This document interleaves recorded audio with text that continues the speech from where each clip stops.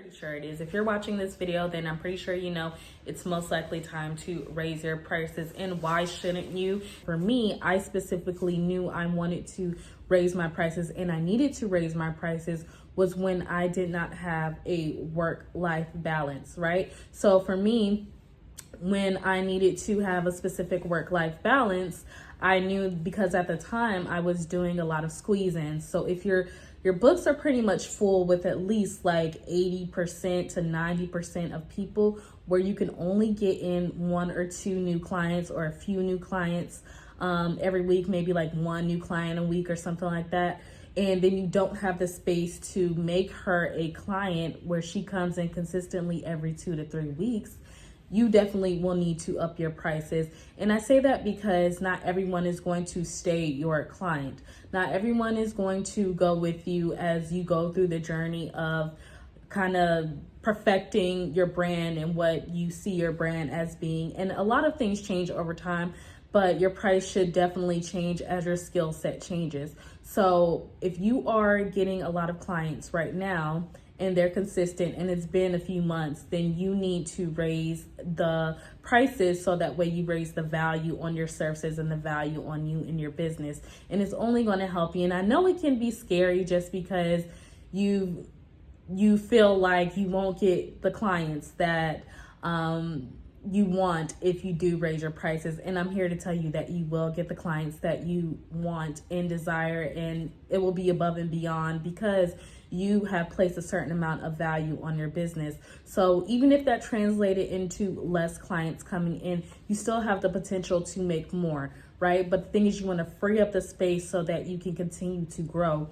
I did squeeze-ins. I would do squeeze-ins on Fridays and Saturdays, and like more so my busy days. So when you're finding that your busy days are being filled up and you're having to take on squeeze-in appointments, then you know that you need to adjust your prices. And so what would be a good price point for you to adjust to? When I did my prices, I upped them twice last year, and I've kept it consistent this whole year for my own personal reasons in my business. But I did it twice last year, and so I went up $20 the first time for my full sets, and maybe like $5 to $10, $5 each time on my fills.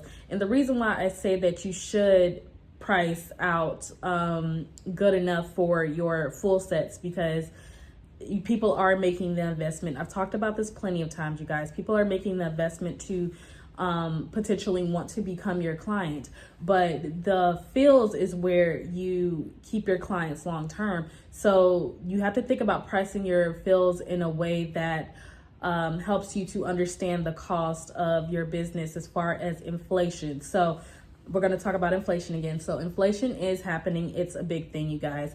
So when prices go up on your products, so if you tend to buy lash products in bulk, which a lot of us do, you will have noticed that prices have went up like $2 and $3 on just a lash tray that you're buying in bulk. And if you're buying over 100 of them or what have you, then you know that the price is going to be more. So if you can buy in bulk and save some money, I would suggest that you buy every few months or once a month or what have you, whatever you can afford to do. But even if you are buying from a specific lash company, you guys, you know that those lash trays are like $20 to $22. And, you know, it is what it is. But you have to know, especially when you're doing volume, you know that that lash tray does not last long. Or have to keep up with the cost of living, because you yourself have to be able to support yourself on whatever you are doing. My biggest tip to you guys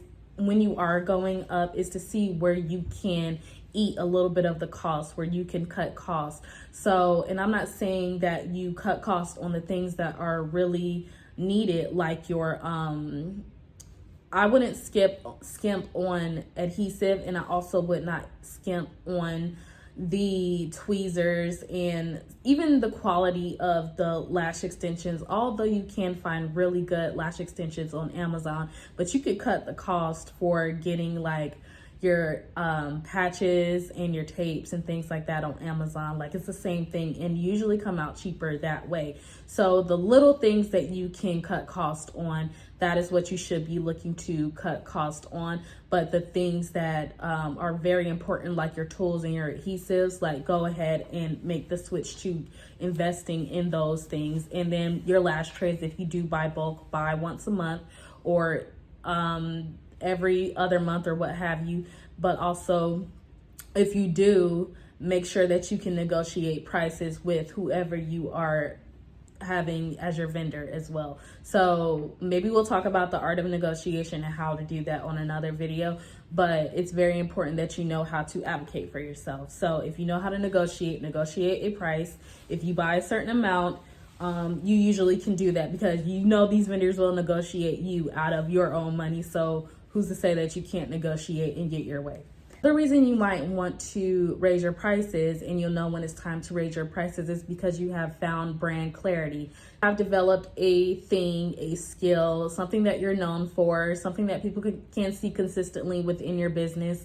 You have developed what your brand stands for, your policies, your boundaries, what you will accept, what you won't accept, and you're very clear on who your client is. So people know, like, they can look at your brand and they can see, like, okay, this is the type of person that you service, the type of lash styles that you normally do or that you really do. So I know if I'm looking for a really good wispy set, I'm going to go to you. Or if I'm looking for a really good hybrid or classic or whatever you do, I will associate the brand with that. So once you see that you have developed brand clarity, then it's important to move it in that direction of what is the service that is bringing you the most money. So that should definitely be something to look at when you are figuring out if you're going to be raising your prices. The last thing, you guys, that you should look out for is if you get people and potential clients who try to negotiate your price with you or even lowball your price, then you need to raise your prices. And this is, once again, a niching problem, but you need to raise your prices because most of the times people will try to negotiate a price or a discount when there's no brand clarity or when you are not definite on your policies, your procedures, and even your ideal client. So it's okay to up the price, but you also have to meet that with brand clarity and understanding who your ideal client is. All right. So one thing I want to circle back around with is, you guys, you know that I'm not a big fan, and I talked about this in another video, I'm not a big fan of placing discounts on things that you do with your hands. So discounts can be a wonderful strategy, especially when you are raising your prices, but you want to use it strategically and you want to use it sparingly. So if every holiday you give out discounts, it doesn't make it special, it doesn't make it worth it. But you can use this to your advantage to get new clients, but you have to do it on certain times and certain days, and you choose the holidays or you choose the occasion or whatever, where you make it worth it for the client and make it worth it for you. But if you're always doing discounts, you're always going to short yourself somewhere on the back end. All right, my loves, I hope this video helped you on understanding a little bit more when to raise your prices. And I don't want you guys to be scared to raise your prices. We all do, but you're not going to make any money if you don't raise your prices and get very specific on what you're doing, girls. So I hope this video helped you, and I'll talk to you guys in my next video. Bye.